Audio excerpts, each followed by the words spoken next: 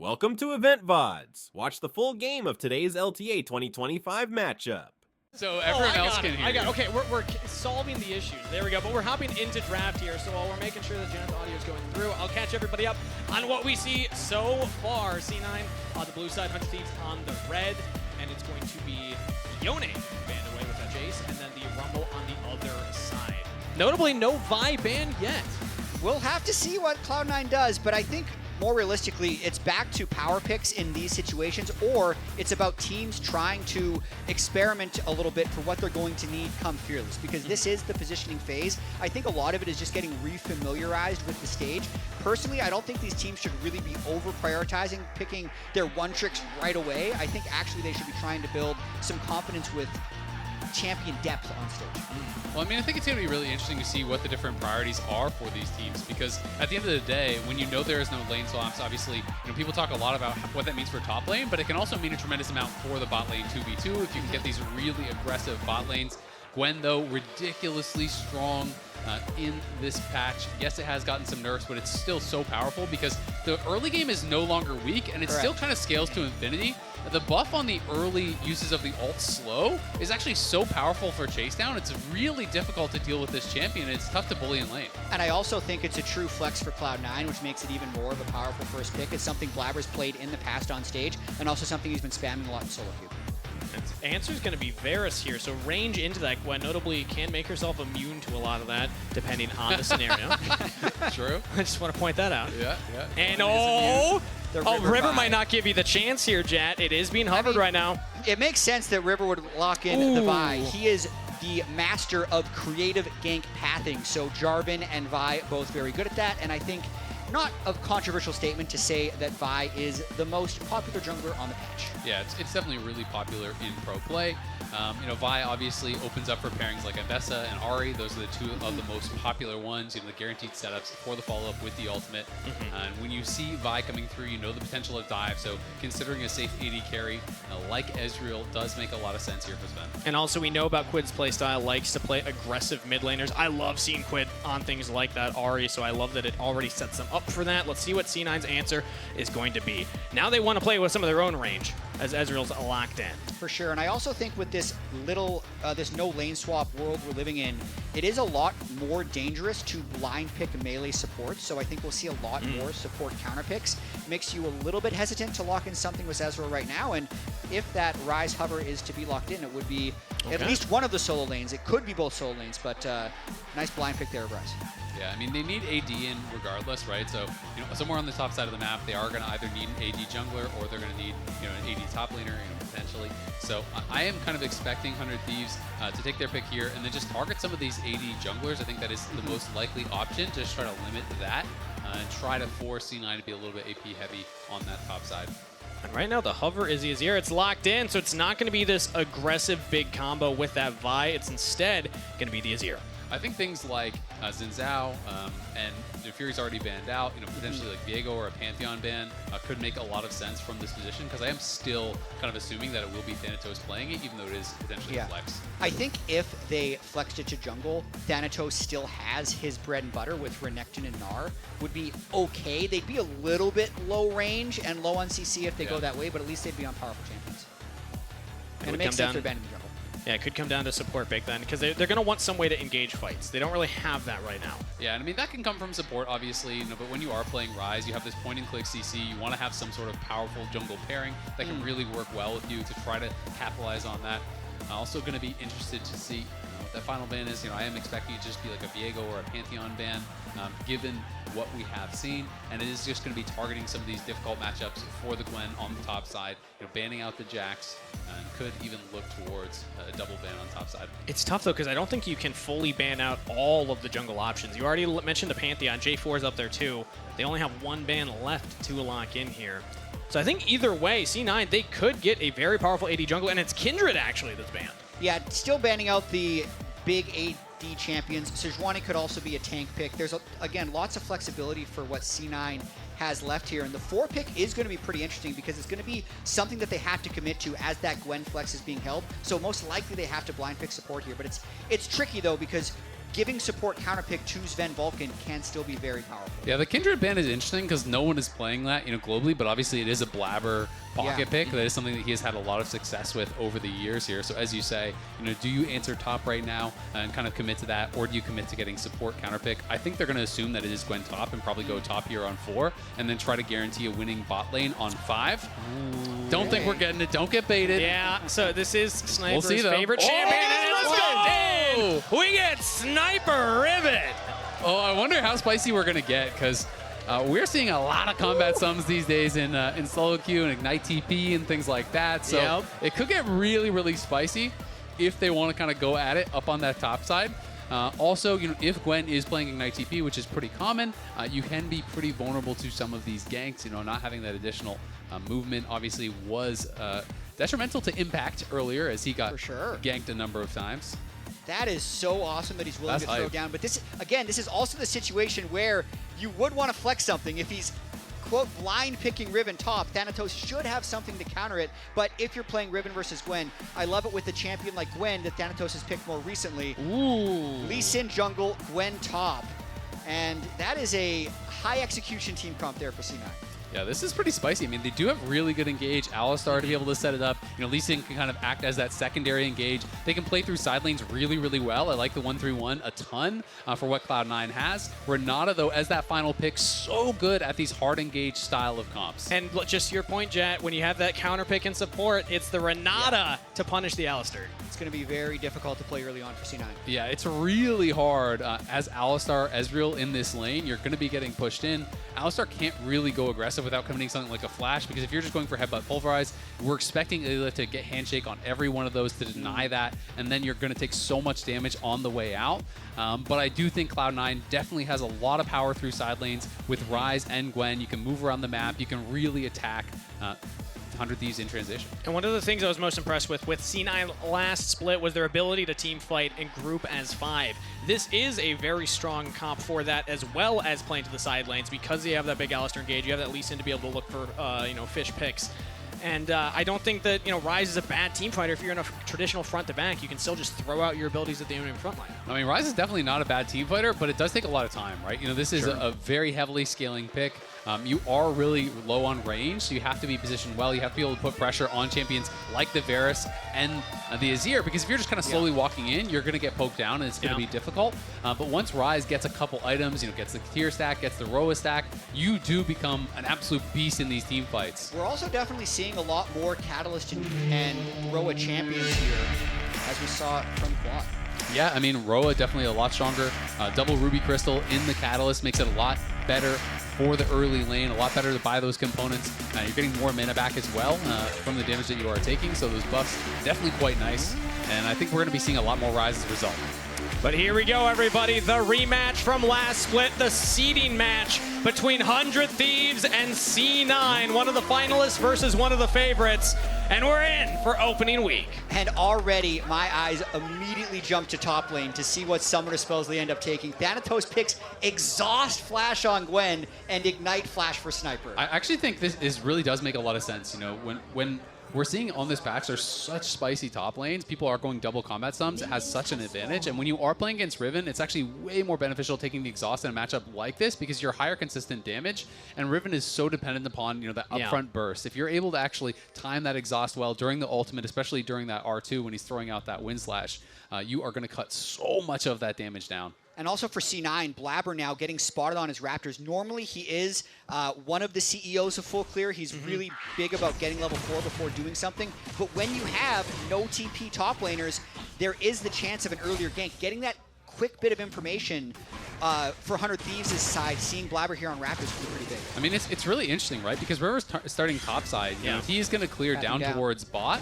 The other option is he goes for something risky, like a 3-camp gank right up on top side. But you don't see a lot of those in pro play. And if you go for that and it's avoided, you're going to lose a lot on that bottom side, because we can expect Blabber to be taking these camps away. And we're just going to have to see how this early laning phase goes, because double combat sums, you don't have TP to bail you out of bad trades. You have to have confidence and really know the matchup well. well. Any mistakes are so amplified in these kind of situations. Exactly. River's early game decision is going to be very important to see how safe is Sniper in this top lane. We heard him saying, maybe he can find the solo kill. He thinks he's a better laner than Thanatos. Well, sometimes having that jungle in your back pocket is the difference. I mean, at the very least, he knows Blabber started on the bot side of the jungle. Blabber actually did 3 camps into recall before running up top side, so it's going to be a little bit slower. Should still give him a window to gank if this wave doesn't bounce completely back towards Sniper. Yeah, and he got the early longsword recall. People kind of started doing this a little bit last split, where it became a bit more popular. And if you are going to get into some of these early skirmishes, if someone does a 6 clamp clear and you actually reset and get that longsword, can make the difference in some of these early fights here.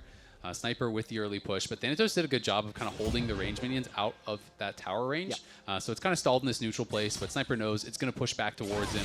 It's not really an issue right now, but Thanatos just going to slow stack the wave and use this to dissuade trades, because now you can't really trade into this as Sniper because of all the additional range minions. You'll just take so much damage, and with him knowing River's down on bot side, he basically has to slow play this and just collect the wave out of his tower before he can really do anything else. And the biggest thing here is that his jungler is pathing away from him, so he plays it smart, wants to keep this undefeated career record on Riven. Yeah, that's impressive. Yeah, that's actually insane. 6-0 on the Riven. This is what he is known for, this pick. And it's obviously a very situational pick. He can't always bust it out, but it is so exciting to see people bring out these pocket picks when they find the opportunity and really try to shine on it. And we've been so focused on the top lane. Bot lane going poorly, but not a disaster as of yet. Only an 8 CS advantage as that wave crashes. And Blabber just doing a little bit of a cross towards his own Raptors as they'll be respawning soon. And that's kind of what I expect. You can also see, though, the sustain is still there for FBI. He still has his potion. He still just popped that, and now he has a biscuit available. Sven obviously is going to be playing teleport, so FBI and Ayla have to have the push to be able to get a preferential reset. If they ever weren't pushing, it would be a disaster given that matchup.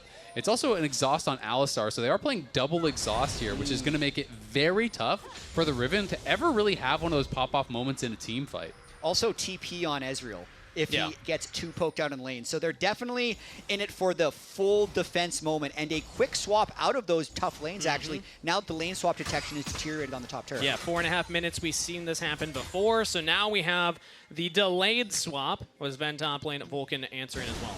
Look how defensive Thanatos is actually going with his buy. Double cloth armor on the first base here, so maybe even just working in towards the Seekers, or we'll just sit on that for some time. But clearly, is very worried about this Vi-Riven combo that is going to have so much setup, so much burst, especially once they do hit 6. Of course, you can use your Shroud to kind of avoid some of those engages, but it's still going to be tough. And he realizes, you know what? My job in this matchup is to farm, to get experience, and to outscale the Riven. I don't have to actually play for the early game and for a faster one-item power spike. And I think it puts Blabber's Lee Sin in a bit of a strange position, too, because his duo lane, Ezreal, Alistar, is full defense, going to be losing that matchup. Now his top laner is just going with a very defensive build. So Lee Sin doesn't scale well, but I think because Ezreal and Gwen do, he's kind of just there as a threat to not play too crazy, but for the most part, there's not opportunities for places he can gain. Yeah, I mean, I think, there's potential opportunities they could look, maybe playing around with the Rise. If they can move to a side lane, if you get pushed, go with a realm war play, overload a side lane. But in general, I do think Blabber's job is more just matching where River is and looking for counter ganks, allowing them to scale. I think Cloud9 is going to have supreme confidence in what their late game is going to be in a situation like this, where they're playing double exhaust against a Riven. And it's going to be very, very difficult, I think, for Sniper to find a good moment in a team fight, where Riven is so reliant on finding that one moment where you can flash in and one-shot someone. And Exhaust often just says no. You don't actually get to play that style. And I would like to think of junglers as, does the team play to this jungle in the composition, or does the jungler play to the team? I think this is the latter here, as now they're starting up the grubs. We have neutral objectives. River's in the area, so it's not going to be a trade for the dragon. Instead, he's just going to be hanging out, and that's 2 grubs down. Blabber's happy with that. Yeah, they're going to take that because they've lost push in both of their lanes. They'd rather their duo lane and solo lane can go back to get experience. I think that's considered a win for Cloud9. The fact that they had the time to move, don't even end up losing that cannon wave as Vulcan's able to share it onto the turret. And still, it's I think less about 2 of 3 grubs. It's just denying that that grub feat. But the fact they got 2 is great. Fight. Oh, now we're finding a pick here onto Loki, potentially. Out of position, flashes away, out of damage range. Quid cannot follow. Sniper wants some more, though, right now. He's still committed on the Blabber. He's got the damage. First blood, broken wings, breaking knees as Loki tries to go back in. Flash from River. That's 2 kills to 100 Thieves. And that's what you get with Riven experience. So many people thought that play was dead. Even Blabber ended up dying with flash up. Sniper just had his ult on. He had the extra stats, and he just completely murders Blabber there. I mean, that was fantastic from Sniper. He gets Prio on bot side. He roams up. He interrupts the realm warp there from Loki, and then the flash was forced, but they're able to actually chase him down and get 2 kills in that spot. That is such good news for 100 Thieves, and didn't even have to use the flash on the Riven to do it. Again, he had push on bot side. You can see Thanatos is collecting the wave with the Q3 there, interrupts that realm warp, and then Loki has just got to run. The ult doesn't finish him off, but it's okay because even with Blabber disengaging the Azir, Sniper knows he can continue chasing Viper. Excuse me, the Riven, the Vi is coming in, and Riven can just kind of chase him down and finish him off. Yeah, maybe Blabber didn't flash because he could have just flash followed and gotten the kill anyway, and then River still sneaking that kill with the QR. What an insane double kill there by 100 Thieves. Coach Golden Glue's very happy about that one as well. That's 2 kills on our way to 3 for that feat of warfare. Yeah, and he managed to find a fight with none of the exhausts in it, which is very nice for the Riven as well. You can see Bramble is the first completed item there for Thanatos. So grabs the Bramble, and now he's going to be working into the first AP item with the Fiendish Codex. But we actually just got word that we have some pregame comms from Sniper, so let's take a listen. Okay. I mean, if he's that confident, then I'm going to destroy him. Yeah.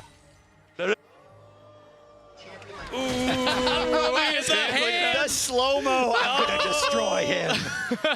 That's like some cartoon villain shit right there. He's like, ha ha ha, he's falling into my trap. I mean, listen, this game state at this point for 100 Thieves is incredibly favorable because we already know that the Riven has the Prio on the Gwen and the Varus Renata has perma Prio over the blind pick Alistar lane. Then they're able to get a kill and flash mid lane, so Quid gets to move around. They're going to be first to objectives, first to chip down turrets. It's really about how much of a lead can they accumulate with this current game state. And I will say, in Thanatos' defense, he didn't die in that 1v1, so I don't think that this one's on him right now. But currently, it is a slight jungle lead for Blabber in just terms of clear speed. He's going to be going towards those next spawn of Raptors, but the bot side, like you said, with that support counter pick has gotten a sizable CS lead itself. Yeah, I mean, they're always going to kind of have the push, but still, you know, this lead obviously very good for 100 Thieves, but not that big of a deal. It's just 800 gold at this point. You know, you got the early 2 grubs, so there's no worry about 6 grubs or anything like that. It's just 1 dragon going over to 100 Thieves, so it's going to be on them. Continue to push the pace, and it's also not like they can't win in late game. It's just going to be, I think, harder specifically for the Riven to really find angles, so there'll be more pressure on FBI and Quid to maybe do some of that heavy lifting in that late game. And we'll see how this matchup goes between Thanatos and Sniper. As Thanatos with the exhaust, I think that also scales a lot better in the 1v1. So, you know, when you are on 1 items, 2 items, you know, can the Riven realistically win an all-in against this exhaust Gwen? I'm kind of not thinking you will be able to, but we'll see if Riven, you know, Sniper Riven can prove me wrong. Yeah, I'm skeptical as well if they're on somewhat equivalent items. Because at the moment, Bramble Vest versus what I just saw as an Eclipse being completed for Sniper, not you don't want to fight even for close. a while. Yeah, and that's it. C9 is really going to have to pick their moments here. Vulcan in particular, as he's so good at finding angles on Alistar, but because all 3 lanes are kind of losing right now, it's just full defense mode trying to not fall too far behind. I mean, you have double tier, right? You know, mid lane and bot lane don't want to fight. You want to stack Roa, you want to stack tiers. You know, top lane is going to defensive build. You know, realistically, you're not trying to fight probably until they scale at least 1 item, if not 2 completed items. You know, once the Roa and everything is fully stacked. So C9 is just going to try to sneak at least 1 grub, and then that denies 4. And if you can get 2, that's great. But I think you just take 1 and you leave if there's going to be any chance of a fight. I don't think you want to fight this one, but instead they're engaging themselves. They caught River with nobody around him. Quid has the Emperor's Divide. Now they're re-engaged from 100 Thieves. They got ultimates on days.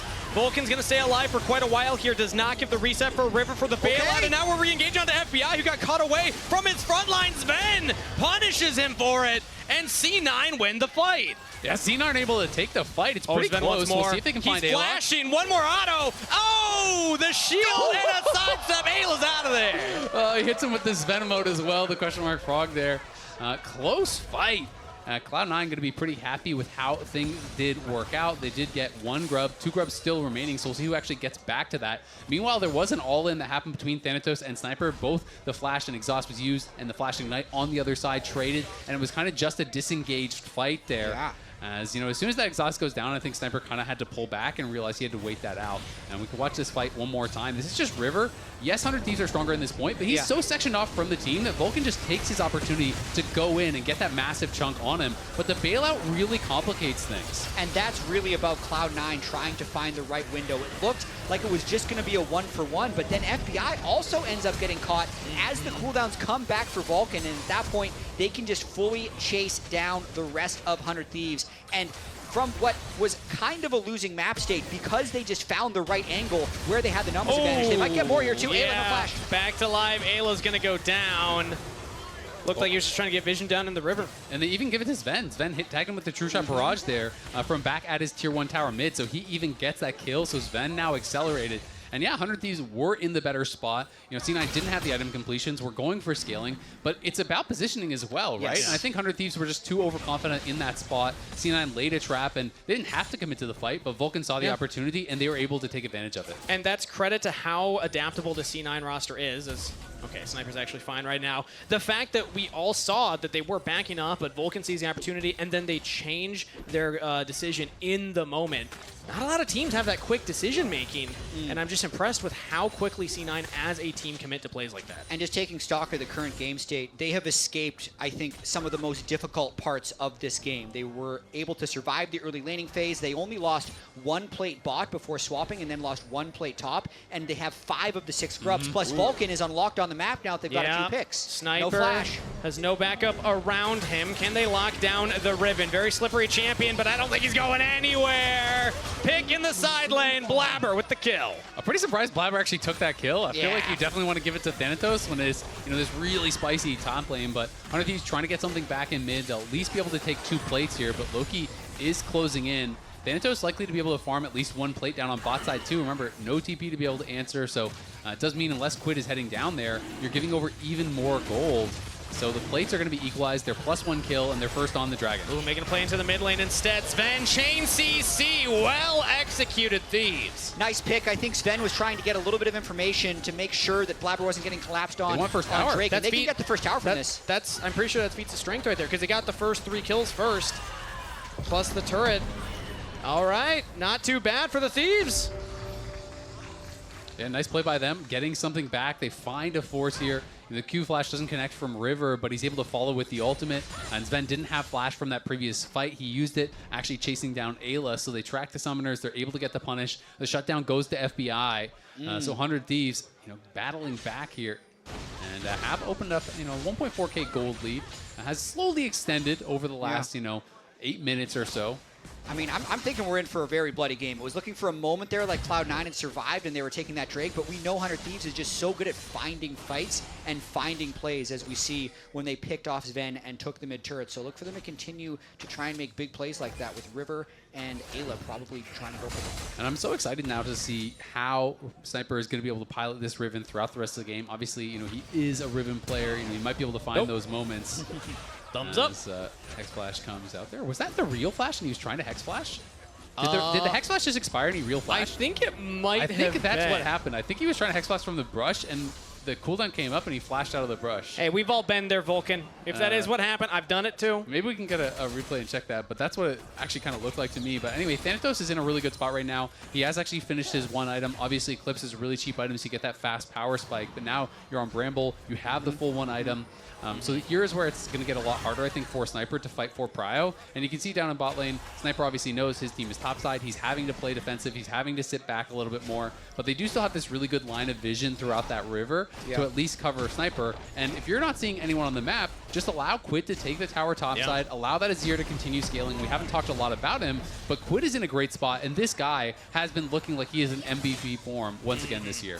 And you'll always take gold on Quid if it's giving gold to someone else on the enemy team as an exchange because of how good he has been in team fights. So Sniper does the correct mature play there, just giving up the turret as bad as it feels to give it up to his lane opponent in the Gwen, because he would have just completely died under the turret, and his team gets so much more for him giving that up. Not only do they get the top turret for Azir, it looks like they're going to be able to get the Rift Herald uncontested as well. I gave props for C9's adaptability in the play. I'll give props to 100 Thieves as well for adaptability in game plan. They identified Sniper as not getting super far ahead despite getting that early game gold lead. It's stabilized, so yes, play to their scaling. because Azir really is the scaling champion on their team. If we're talking about how they're going to adapt and play more of a mid-late game-centric team fight here, the range of an Azir will be very valuable. Yeah, Azir's really big. I'd also say Renata, to me, is up there as one of those really powerful late-game supports. You know, if you can hit a really good hostile takeover, it can be so devastating in these team fights, and Bailout has a tremendous amount of value for some of these aggressive picks, like the Vi or the Riven.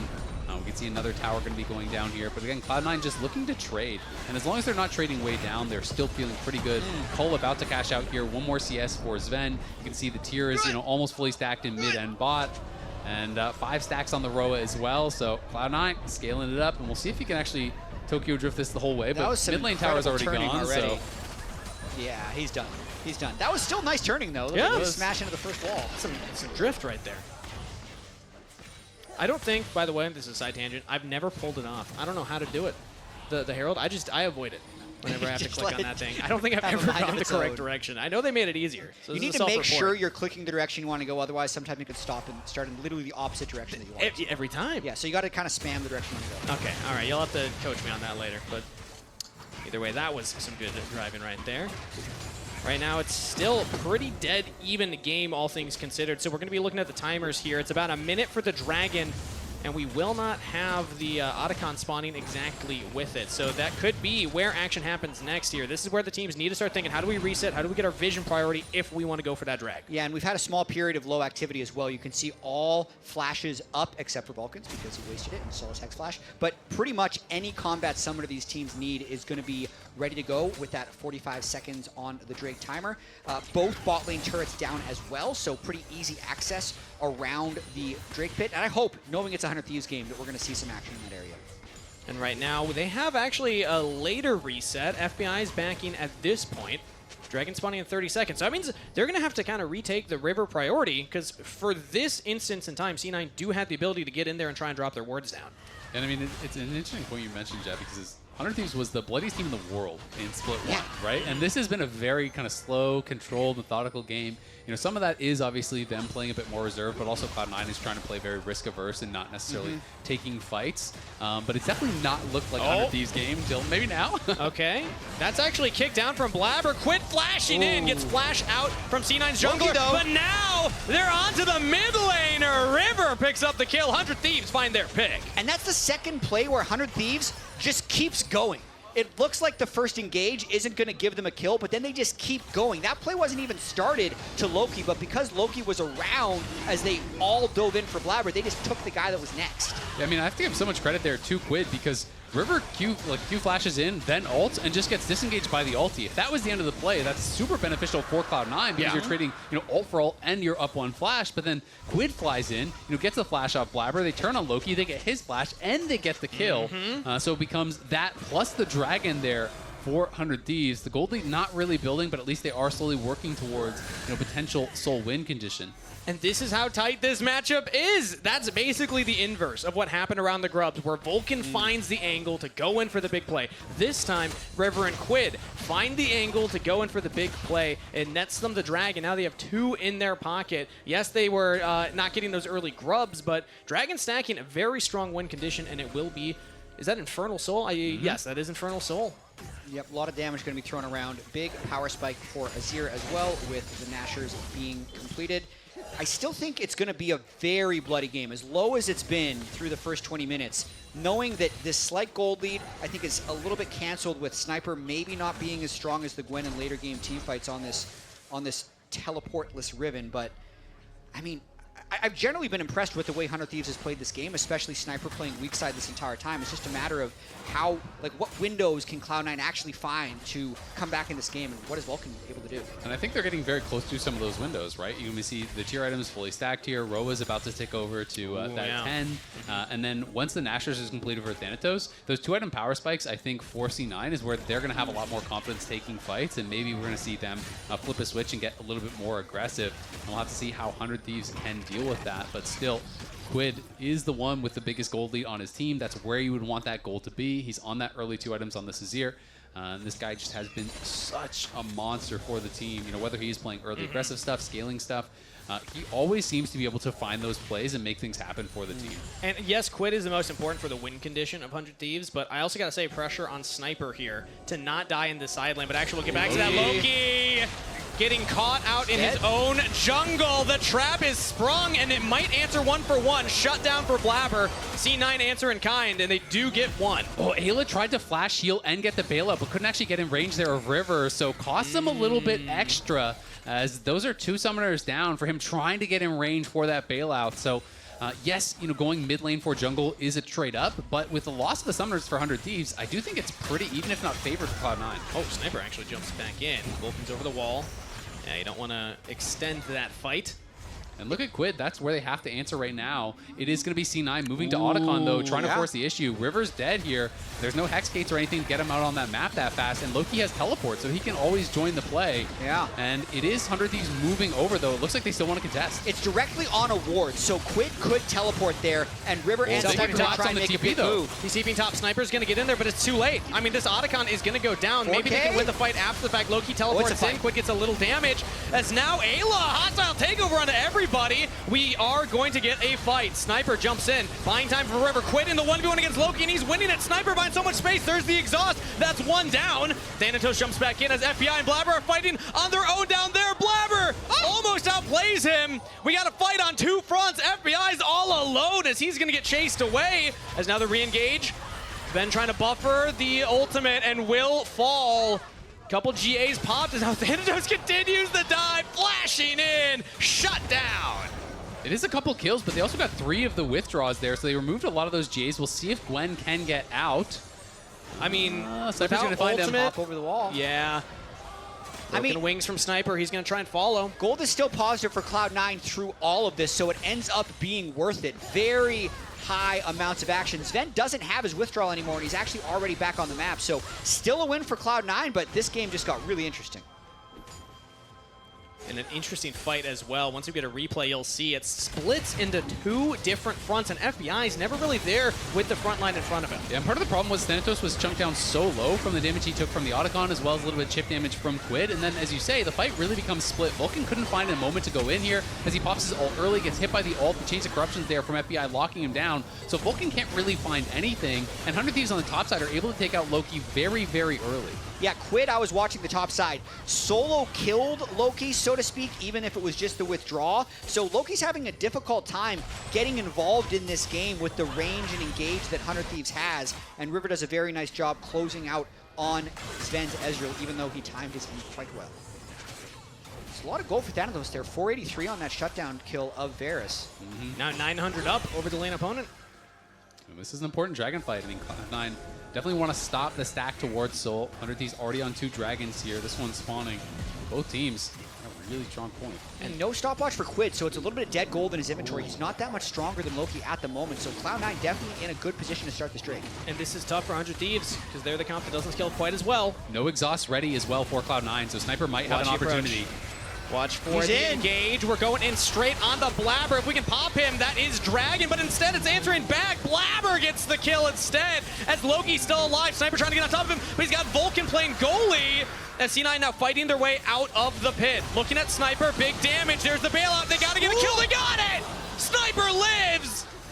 1-for-1 trade so far. Junglers go down, but Cloud9, they got the objective. Wow, what an insane sequence. River probably went in a little bit early, ends up getting himself executed, and Cloud9 walk away with the Drake, but then people just kind of dance around Sniper before the bailout ends up saving him and making it even. Yeah, River had to use his flash right on the entrance, and no one can really follow up as he's going in. Sniper decides to actually target Loki here, but Loki relatively tanky on the rise. Even with the hostile takeover hitting them, this is not primary targets because neither of them are ADs. You're not hitting the Ezreal or anything like that. So the hostile takeover got very low value from Ayla, and Sniper just couldn't quite finish off Loki. Cloud9 did a good job kind of just bouncing back and forth with Zen zoning them.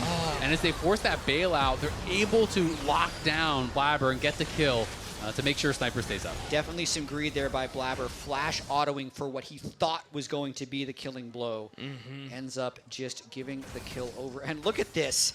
1,000 gold difference, 2 Drakes to 2 on both sides, with the feats being on the side of 100 Thieves. But keep in mind, we keep saying the danger of the scaling from the Ryze, the Gwen, the Ezreal, and now they bought themselves at least another Drake. Like, C9 could give a Drake over and just let themselves get to a 3 or 4 item power spike before really going for another push. I will say, though, Loki hasn't been finding side here? lane plays. Maybe now finds one. Sniper. Yeah, Thanatos finding the side lane play onto Sniper. He's played a very calm game up to this point, but eventually he will get picked off.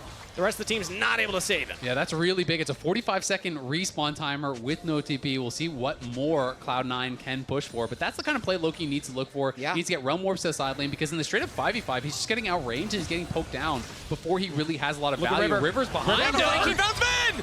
They caught the 80 carry and he's out of there!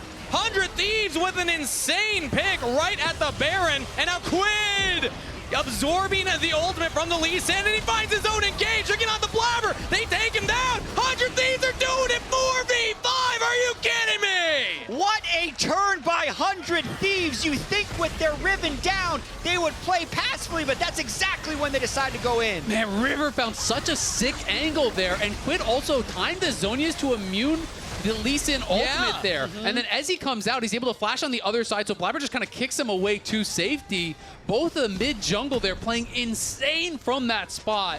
Sven just gets 100 zeroed, and like you said, they turn a losing spot into a heavily winning one. Now they're up 3K, now they have the Baron, and now 100 Thieves are in control. The best thing about 100 Thieves when they're at their peak is their team fighting. The start of this looked like it was going to be, this is how Cloud9 broke open the game. First they pick off Sniper, then they control vision around Baron, get another pick, and win. So that's what C9 is doing here. They're looking for another pick, but River, with the sweeper and the controller, knows he's not on vision and finds the perfect engage onto Sven. I mean, that was just sick. And then watch this. You could think, hey, maybe Blabber has an opportunity to actually get some follow-up here, turn this around. Really nice Q in on a River. Ward hop gets the kick off onto Quid, but Quid perfectly times the Zhonya's, then flashes out. So Blabber's just sitting there mashing R to try to kick him back into the team. He gets kicked out to safety, gets that kill. It's beautiful team fighting there from 100 Thieves. Really showing up in a big moment. Good job, Snipe. Good job.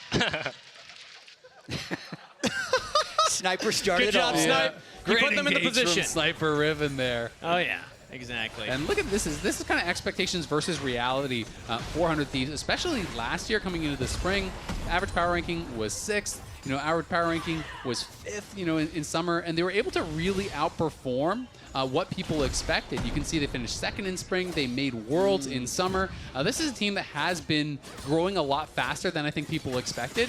And to me, you know, they're no longer, you know, outside that conversation because of how much better this bot lane is looking, you know, this year than last. And a big part of that being when they are performing at the highest level, it's Quid, it's River. These are the two that I always love to hype up from 100 Thieves. Quid has had an MVP performance. Jet, you even hinted at it. He might be back in that form. And if he can, that can deliver a win to 100 Thieves here. This is a substantial gold lead, finally. Yeah, 4,300 gold, 4,200 gold, but 3.3K is just in the mid lane.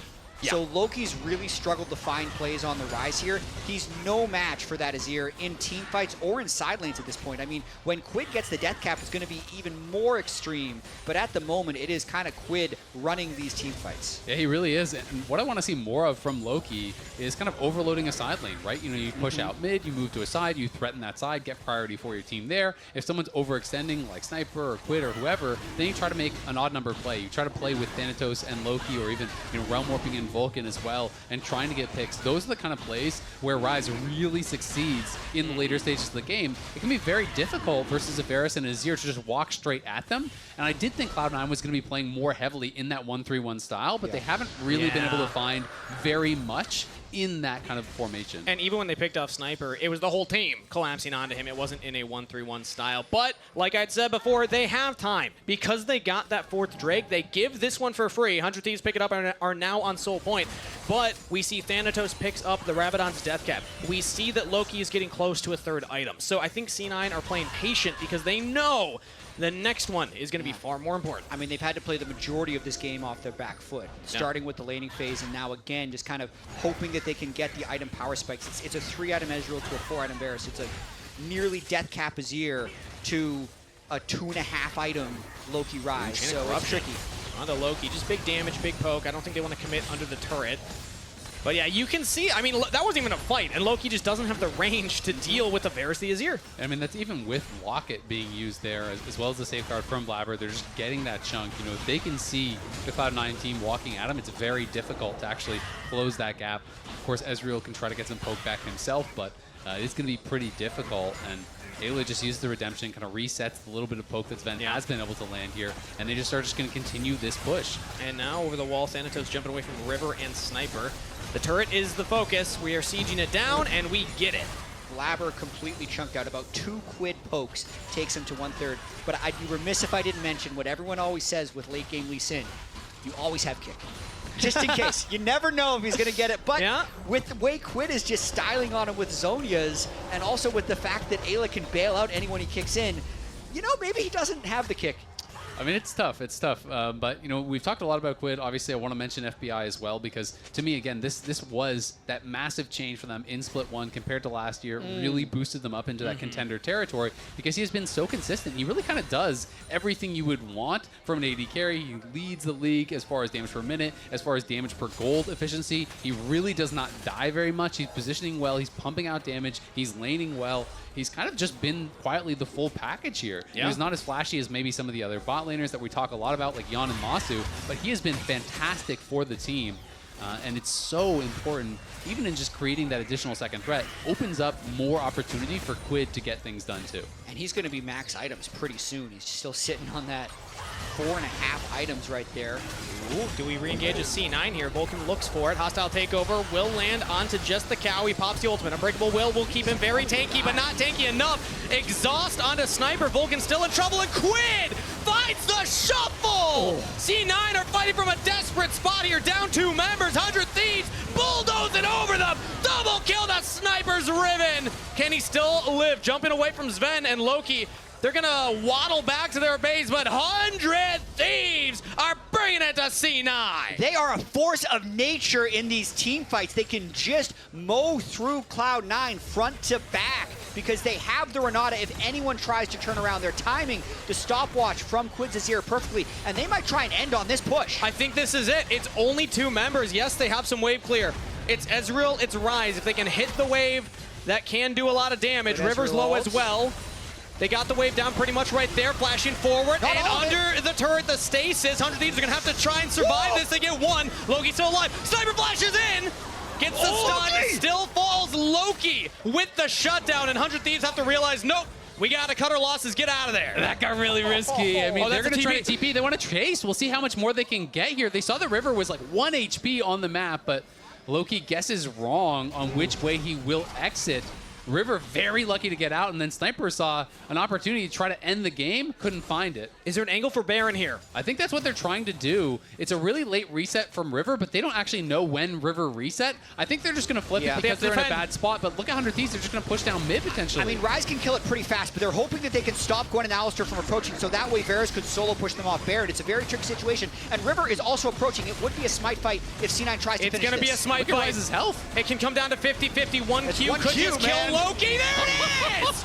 FBI finds the snipe, and Quid trying to keep himself alive. Thanatos cannot stick out River's there. still on it. Sven teleported in. They're still committing to the Baron. River's into the pit. There's no damage onto the Baron. Who gets it? River steals the Baron! 100 Thieves are still in it! C9 thought they had the play. They can't find the objective. But Cloud9 win the fight. They kill off Quid and they kill off River, so they lose the Baron. But now look at the respawn timers, and it's going to be the Dragon coming up, which Cloud9 will have the extra man for. Blabber barely survives, and he's got to get back out of the map. 100 Thieves are going to try to potentially rush this. It's Soul, though, so Sniper's just going to try and do as much damage as possible if they think they can burst it before Blabber gets there. This is so lethality risky. Varus. It's too slow. They should not be doing this. You're just going to leash it for him. I mean, there's the Hex Flash Chain of coming Corruption in. will miss, and everyone from 100 Thieves say back away, but can they actually get away? They want Vulcan's kills. there. If you can find the headbutt, no flash available, and it will just be thanks for the leash. Okay. C9 will put themselves on Soul Point. Oh, this is getting really spicy. Yes. I mean, it's a 7K lead, but Cloud9 are still alive. If you're a 100 Thieves fan, Yeah. thank you, River, for the steal here, because Yep. if Cloud9 got the Baron there and the kills, this game would be looking very different. As it is, 100 Thieves still have a massive gold lead. This Shroud, though, is so big for Thanatos, keeps him safe. Quid overextending a little bit, and there's this skirmish on the other side where a massive shutdown comes in. That's 1K in the pockets of Thanatos, who already had the death cap, and that Smite steal, very close thing, but River comes out on top, and that is just a game of inches, honestly. It really is, and also not finishing Blabber. Blabber getting out with about 5% health there, which allows them to push them off this Drake. If you zoom out and say, okay, what are the results of the last 3 minutes of craziness that we saw? It's still 100 Thieves having the advantage in this game. They have the gold lead, they have the Baron buff, and it is 3 Drakes to 3. The second of 2 bangers in a row we've had. Last game was 53 minutes. This one's going at least 6 Drakes, already 37 minutes in. Let's see what they can get done with this Baron. We have River trying to push the mid wave in, even though he's no longer having a Baron buff to buff the minions, and he might still try and engage under the turret with 100 Thieves having Baron. We'll see if he can loop around. Yeah, a lot of pressure on Thanatos to try to get something done here as well. You know, he is the only one with the lead, and he's got that 5 items completed, still sitting on the Bramble. But if he can find backline with that death cap completed, he is going to be able to cut through them, no problem. But it's so difficult for him to find any sort of an entrance. You know, they have no angle, and Sven is just getting poked down. Yeah, they're that's going to have gonna to be the give turret. double inhib. At least, I mean, Sven completely has to go away. The Varus is just chunking him if he's able to get any arrows onto him. And we're back. They're just on the turrets. We're back to it. Chain of Corruption lands. It's on the Blabber. No one else is going to follow up on the engage. Vulcan will find his own, though. Okay. Unbreakable Will. He can take a lot of damage. Thanatos on the side there, and Quid actually shovels him back in towards the team. Vulcan's down. Thanatos has to find him, but he That's GG. doesn't. 100 Thieves find the engage. They find the way, and they will yet again slay their rivals in C9. Doubters beware. 100 Thieves are back. It started slow, but it ended in true 100 Thieves fashions. Non-stop team fighting. Quid gives us a Diving into the highlight at the end. Fantasy points, 100 Thieves take him down. And they get Sven. 100 Thieves will take it. GG, 100 Thieves.